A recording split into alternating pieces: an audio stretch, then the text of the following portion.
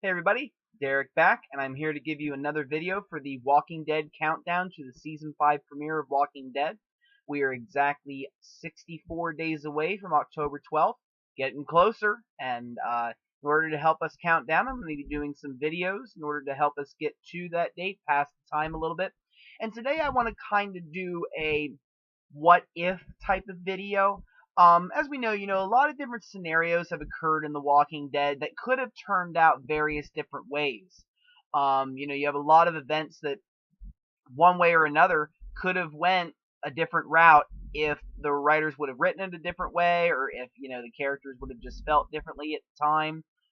Various different things can happen. And what today I want to talk about is, do I think that Rick's group and the governor's new militia group in season 4 could have lived together in the prison together? I'm going to be doing some various discussion on that. If you have not watched The Walking Dead up through the season 4 finale, I suggest you not watch this video as it may contain spoilers, and I suggest you stop the video and come back at a later time when you're caught up. So thank you very much. And again, what I want to talk about is, do I think that Rick and the governor's group all could have lived together in the prison? And, to think about that, I look back at the series, and Walking Dead has basically pitted at times groups against each other. And in season 3, one of the big conflict pretty much was Rick's group in the prison against the governor's group in Woodbury. Now, the governor as a character, probably one of the more complex, interesting characters on the show. He was basically very manipulative, and he was able to get people to do what he wanted in order to keep him in power. Now, the governor went far beyond what perhaps a more rational or more, I guess you could say, morally good person would do in The Walking Dead. Right when we meet him, he does take in Andrea Michonne and the soldier Lieutenant Wells after the helicopter crashed, but when he goes out to see the rest of the soldiers, he basically massacres them, showing that, he really is a villain. He is willing to kill anybody in order to A, maintain his position as a leader, and B, help his community. Granted, it can be looked at in both ways. I mean, I think that in some ways the governor really felt like what he was doing was best for his people. But the thing is he was only willing to take in the ones that he felt he could control. And I think that if he would have if he would have taken those soldiers back with him, I think it would have been a completely different, story for Woodbury. I think that these soldiers would have definitely found a way into the leadership position. They would have seen what was going on with the fights and everything, and they would have put a stop to it. They wouldn't have put up with it, I don't think. And that's the difference between someone like the governor and Rick. Now, one of the things that I look at is, could they have actually set aside their differences and lived in the prison? And one of the things that you have to look at is, Rick and the governor having a discussion about, living together in separate cell blocks, that they would never have to see each other, that they could make it work. And I think that part of what Rick felt, he felt that actually could happen. I don't think that he was just all BSing the situation. I don't think that he was just trying to, let the governor hear something that he wanted. I think that Rick had changed a lot since his time fighting against the governor's group in Woodbury, and I think that he was serious about letting them come into the prison to live. And one of the things you have to remember is that Rick's group did take in the survivors from Woodbury. They were able to, well, the big reason why was because Karen survived the massacre. And I think the big reason was that the governor was able to, basically, he flipped the switch, and it basically made people finally see him as the controlling, manipulative villain and killer that he really was. And I mean, when they said, no, we're done. We're not being your, little subjects anymore that you're going to move around and, force us to kill people. You know, they were going to get slaughtered in that prison. And the thing is that many members of that group exchanged gunshots at each other, and people on both sides were killed, and they were able to, set aside their differences because Karen survived and basically was able to go back to Woodbury with Rick, and basically they were able to tell Tyrese and Sasha on the wall what happened, and they finally realized the truth. And I think that was definitely one of the big turning points, and I think that's the only reason why you had it come out that way. I think that if Karen would have died right then and there at the massacre, I don't think they would have been able to bring the people back to Woodbury, because there wouldn't have been anybody to corroborate the truth. And that's one of the things, is that the governor, because of the fact that he is so manipulative, being the way that he is, people would be willing to believe him over somebody else. And we saw that at the prison when he's outside with the militia. Rick is trying everything to basically convince these other people that the governor is a bad man. And in many respects, he is. He went out of his way to cause a lot of harm to a lot of people. He's definitely not a stable person. And, I mean, one of the things that you realize is, the governor had control of these people, and he came back into the group. He killed Martinez and he killed Pete, and he basically took over the leadership role. And that was something that, he was known for. He probably did the same thing in Woodbury. And they're standing outside the prison, and Rick is doing everything that he possibly can to try to convince the group that the governor is a bad man, that they shouldn't be fighting for him. And they end up, failing in their discussions. And I always wondered, well, what would have happened if some other members from the group came down and talked with them? And I don't know. I mean, sometimes I wonder, I think it would have been too risky to move anybody. Rick was down there because the governor wanted him down there, but I think that if other people would have went down there, I think it would have been seen as a very hostile move, and I think that it might have resulted in more bloodshed than what had occurred already, and probably would have started the battle earlier. But I always wondered, like if Tyrese would have went down and been like, yeah, I live with this guy, and he did this, and he did that, and he did this, if that would have made a difference. And I don't know. It may have.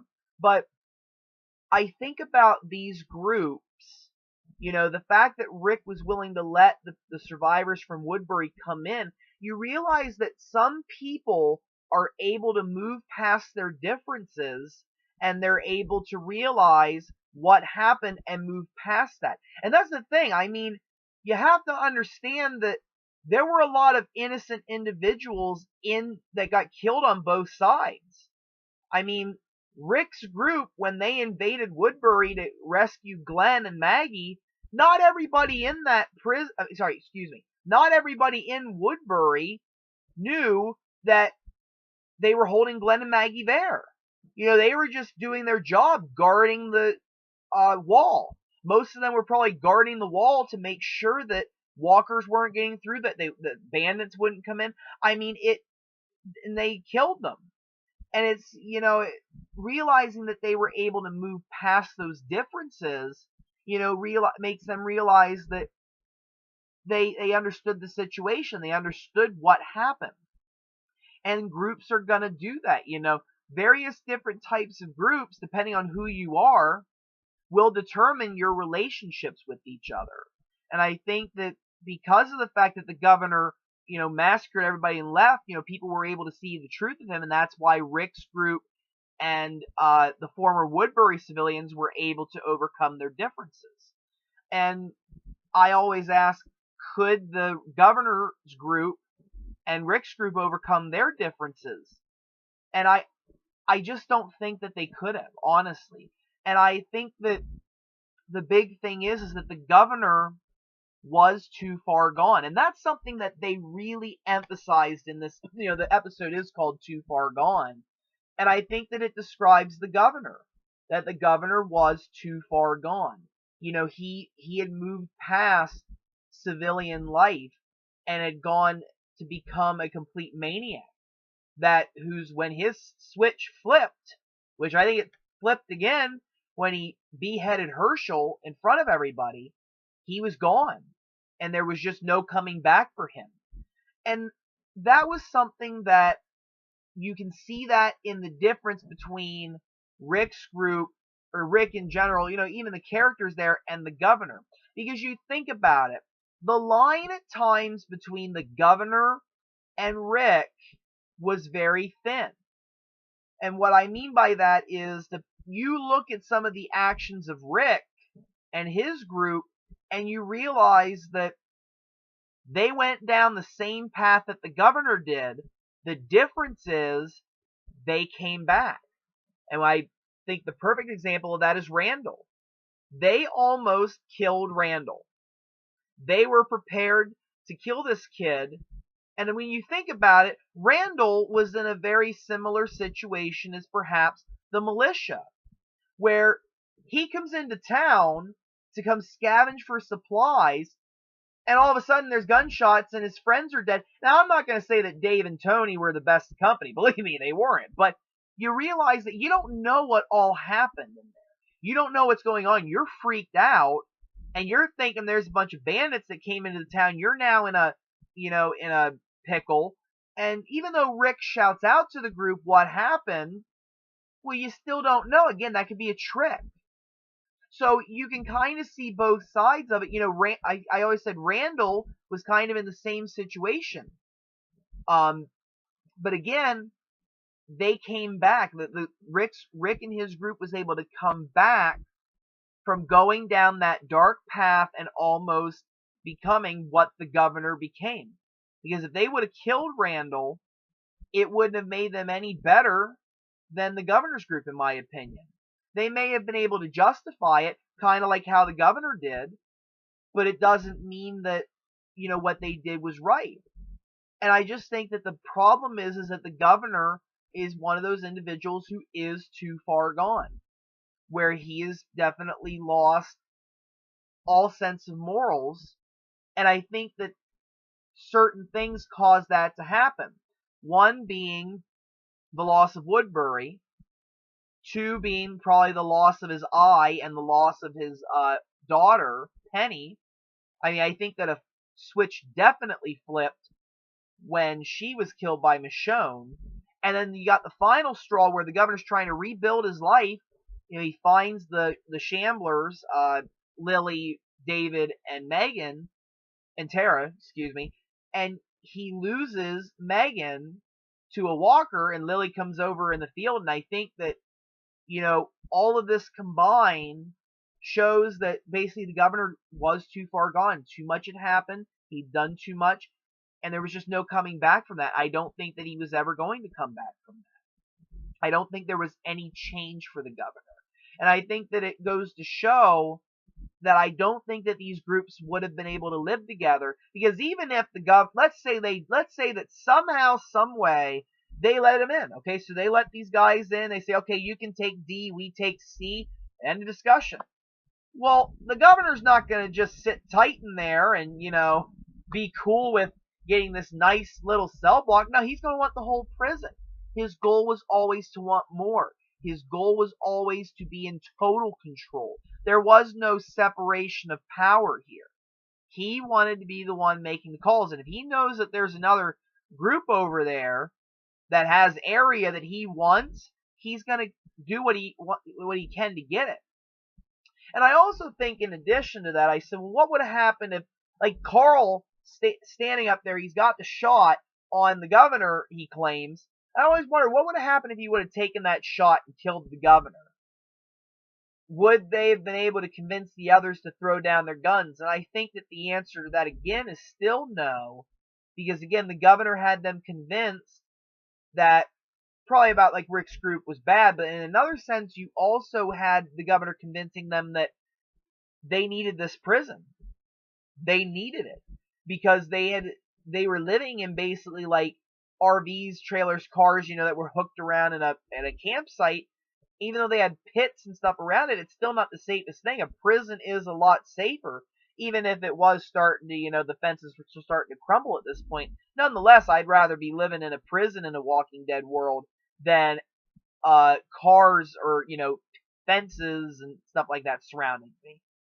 But I think that if they would have just shot the governor right then and there, I think the same result would have happened. I think that they would have fired on the group and seen them as untrustworthy, just like how the governor painted them. And I just think that it was up to the governor at that moment to set the example and say, I'm not too far gone, and we can make this work, despite our differences. And even though it was tough, and you also had Michonne out there who, I mean, it would have taken a lot of work in order to get her on board with that. I still think that maybe she wouldn't have been on board. I think that that would have been another obstacle that would have prevented that, is Michonne being, losing Andrea, her best friend in the apocalypse, and dealing with all the things that the governor did to the group and did to Andrea. I don't know if she would have gotten past that either. And I think that you take all these into consideration, you combine all these concepts, and I just don't think there was anything that could have made it work other than the governor. And the governor decided not to do it. He decided that he wasn't willing to come back from being too far gone from, going down that dark path that he went down. He decided that he was not willing to make this work. It was all or nothing for him.